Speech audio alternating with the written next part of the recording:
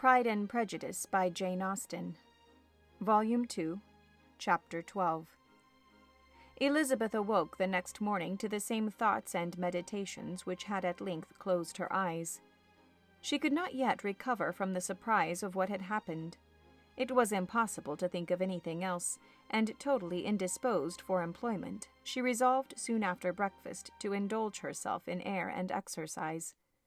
She was proceeding directly to her favorite walk, when the recollection of Mr. Darcy's sometimes coming there stopped her, and instead of entering the park, she turned up the lane, which led her farther from the turnpike road. The park paling was still the boundary on one side, and she soon passed one of the gates into the ground.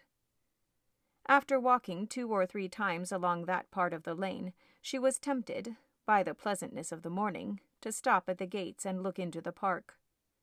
The 5 weeks which she had now passed in Kent had made a great difference in the country, and every day was adding to the verdure of the early trees. She was on the point of continuing her walk when she caught a glimpse of a gentleman within the sort of grove which edged the park. He was moving that way, and fearful of its being Mr. Darcy, she was directly retreating.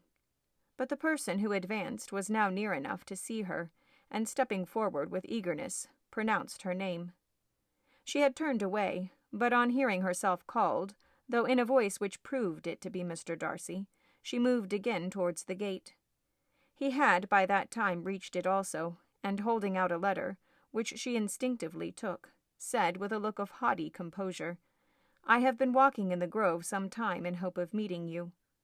Will you do me the honor of reading that letter?" And then with a slight bow turned again into the plantation, and was soon out of sight. With no expectation of pleasure, but with the strongest curiosity, Elizabeth opened the letter, and to her still increasing wonder perceived an envelope containing 2 sheets of letter paper, written quite through, in a very close hand. The envelope itself was likewise full. Pursuing her way along the lane, she then began it. It was dated from Rosings at 8 o'clock in the morning, and was as follows. "Be not alarmed, madam, on receiving this letter, by the apprehension of its containing any repetition of those sentiments, or renewal of those offers, which were last night so disgusting to you. I write without any intention of paining you, or humbling myself, by dwelling on wishes which, for the happiness of both, cannot be too soon forgotten, and the effort which the formation and the perusal of this letter must occasion should have been spared, had not my character required it to be written and read. You must therefore pardon the freedom with which I demand your attention. Your feelings, I know, will bestow it unwillingly, but I demand it of your justice. 2 offences of a very different nature, and by no means of equal magnitude, you last night laid to my charge. The first mentioned was, that regardless of the sentiments of either, I had detached Mr. Bingley from your sister, and the other, that I had, in defiance of various claims, in defiance of honor and humanity, ruined the immediate prosperity and blasted the prospects of Mr. Wickham. Wilfully and wantonly to have thrown off the companion of my youth, the acknowledged favourite of my father, a young man who had scarcely any other dependence than on our patronage, and who had been brought up to expect its exertion, would be a depravity, to which the separation of 2 young persons, whose affection could be the growth of only a few weeks, could bear no comparison. But from the severity of that blame which was last night so liberally bestowed, respecting each circumstance, I shall hope to be in future secured, when the following account of my actions and their motives has been read.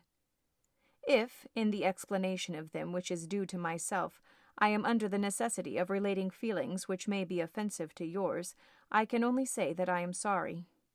The necessity must be obeyed, and farther apology would be absurd. I had not been long in Hertfordshire before I saw, in common with others, that Bingley preferred your eldest sister to any other woman in the country. But it was not till the evening of the dance at Netherfield that I had any apprehension of his feeling a serious attachment. I had often seen him in love before. At that ball, while I had the honor of dancing with you, I was first made acquainted by Sir William Lucas's accidental information that Bingley's attentions to your sister had given rise to a general expectation of their marriage.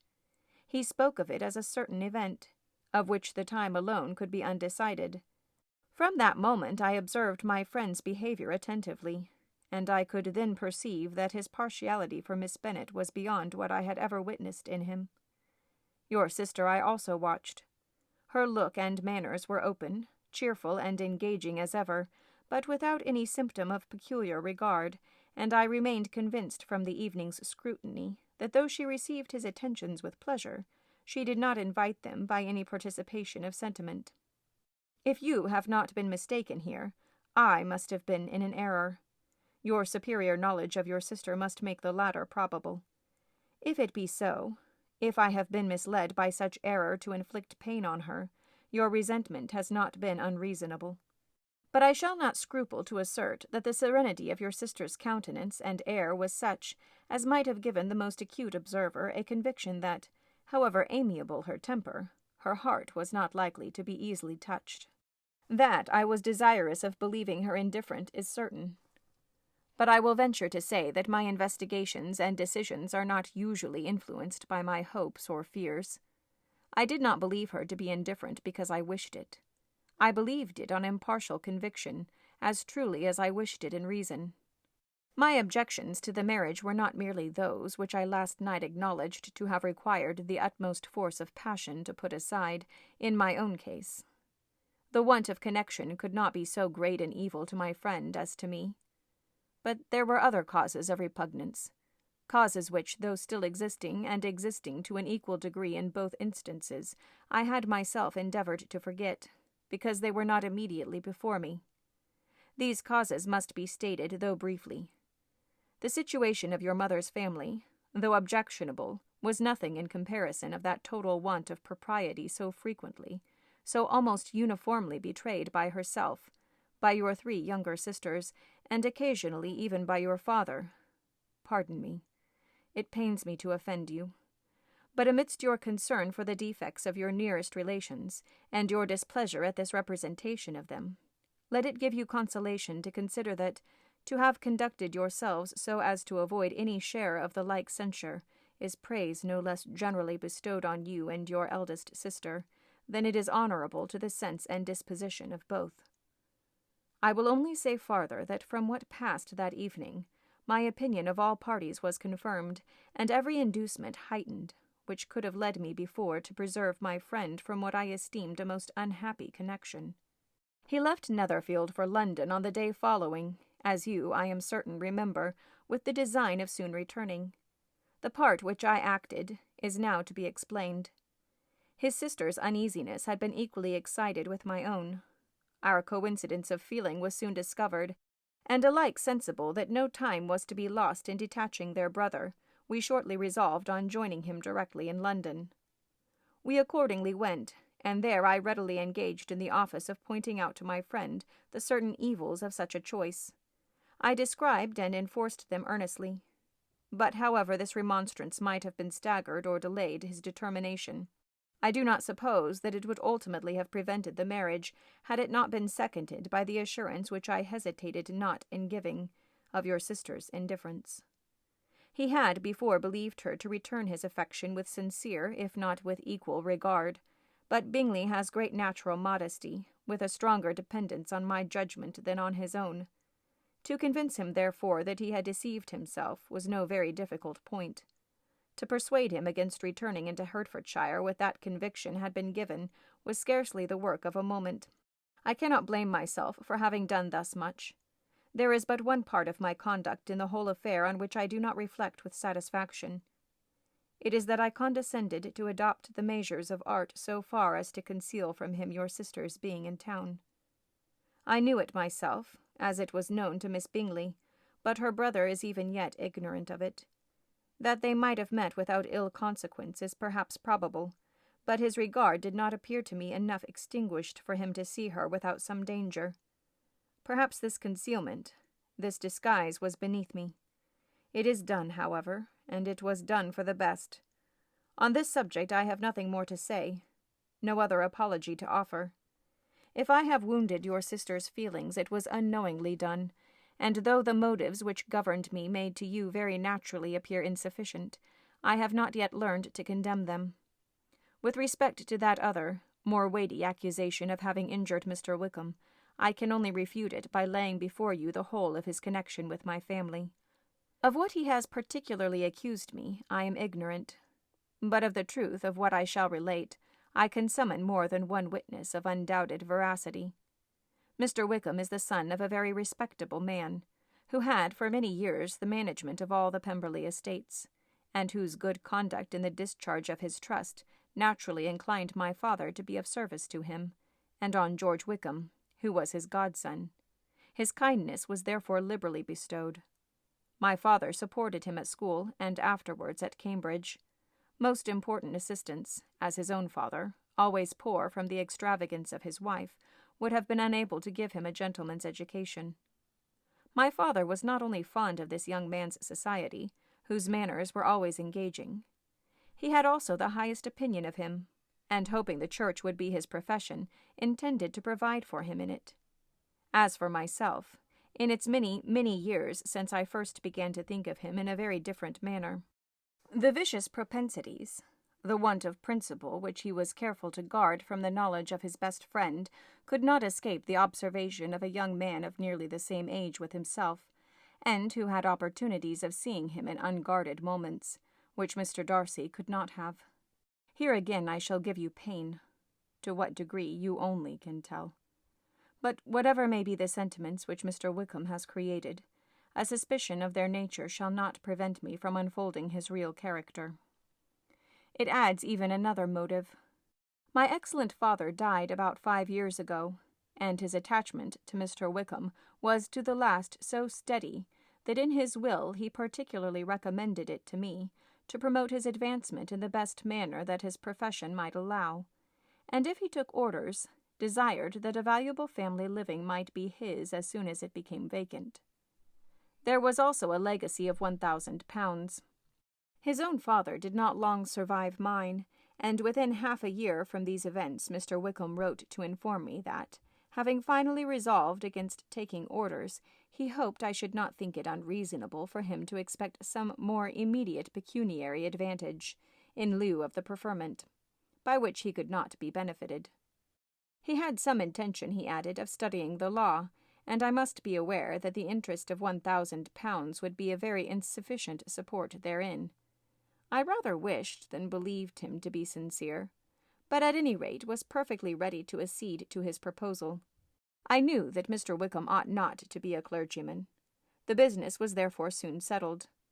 He resigned all claim to assistance in the church, were it possible that he could ever be in a situation to receive it, and accepted in return £3,000.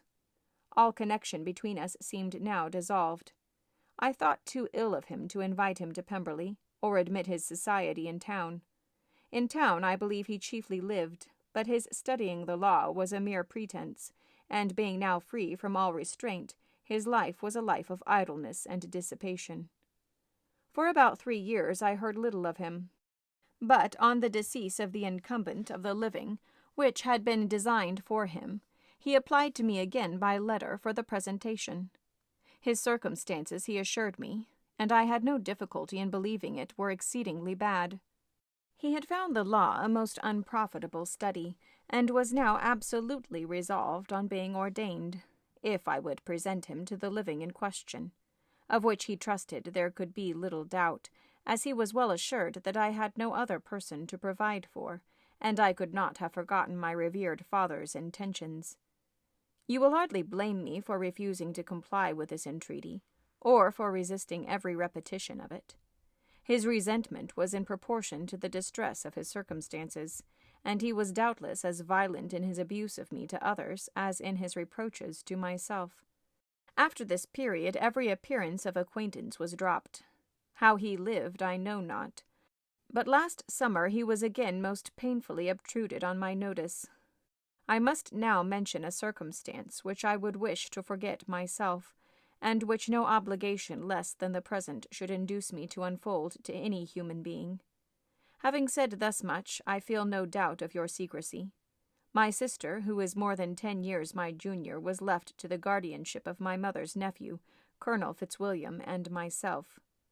About a year ago she was taken from school and an establishment formed for her in London, and last summer she went with the lady who presided over it to Ramsgate, and thither also went Mr. Wickham, undoubtedly by design, for there proved to have been a prior acquaintance between him and Mrs. Young, in whose character we were most unhappily deceived, and by her connivance and aid he so far recommended himself to Georgiana, whose affectionate heart retained a strong impression of his kindness to her as a child, that she was persuaded to believe herself in love and to consent to an elopement.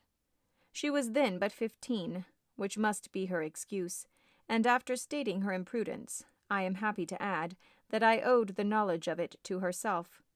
I joined them unexpectedly a day or two before the intended elopement, and then Georgiana, unable to support the idea of grieving and offending a brother whom she almost looked up to as a father, acknowledged the whole to me. You may imagine what I felt and how I acted. Regard for my sister's credit and feelings prevented any public exposure, but I wrote to Mr. Wickham, who left the place immediately, and Mrs. Young was of course removed from her charge. Mr. Wickham's chief object was unquestionably my sister's fortune, which is £30,000, but I cannot help supposing that the hope of revenging himself on me was a strong inducement. His revenge would have been complete indeed. This, madam, is a faithful narrative of every event in which we have been concerned together, and if you do not absolutely reject it as false, you will, I hope, acquit me henceforth of cruelty towards Mr. Wickham. I know not in what manner, under what form of falsehood he has imposed on you, but his success is not perhaps to be wondered at. Ignorant as you previously were of everything concerning either, detection could not be in your power, and suspicion certainly not in your inclination. You may possibly wonder why all this was not told you last night, but I was not then master enough of myself to know what could or ought to be revealed. For the truth of everything here related, I can appeal more particularly to the testimony of Colonel Fitzwilliam, who, from our near relationship and constant intimacy, and still more as one of the executors of my father's will, has been unavoidably acquainted with every particular of these transactions. If your abhorrence of me should make my assertions valueless, you cannot be prevented by the same cause from confiding in my cousin, and that there may be the possibility of consulting him, I shall endeavor to find some opportunity of putting this letter in your hands in the course of the morning. I will only add, God bless you.